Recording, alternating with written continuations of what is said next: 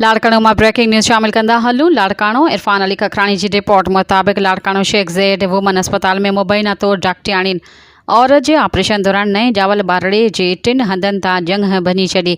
बारड़े की हालत नाजुक बुधाई पे वे। वाटसन पारा इंसाफ की घुर कई और मुतालबो किया वुमन अस्पताल के इंतजामिया खिलाफ इंक्वायरी कराए केस दाखिल कई वे। जैं त बारड़े के वालिद शाहिद खोड़ो मीडिया से ॻाल्हाईंदे बुधायो त जी अदा तुझो नालो छा है? मुझे नालो शाहिद अली खोड़ो है।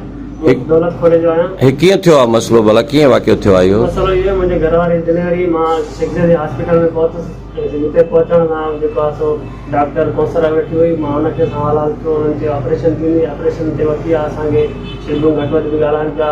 ऑपरेशन थिए खां पोइ मूंखे नंढड़ी जाई उनजे अहिड़े ज़ोर सां जेको आहे सो ऑपरेशन कई वई जो उन में नंढड़ीअ जूं जंगूं भॻी वयूं ऐं घटि वधि बि ॻाल्हायो वियो। तो असां हिनखे अपील था कयूं, मथे अपील था कयूं त असांजो अदल इंसाफ़ कयो वञे ऐं असांखे जेको आहे सो पंहिंजे जेके नंढड़ीअ जी हिन वक़्तु जेका जान आहे उहा बि ख़तरे में बिल्कुलु इंसाफ़ कयो वञे। इंसाफ़ जी अपील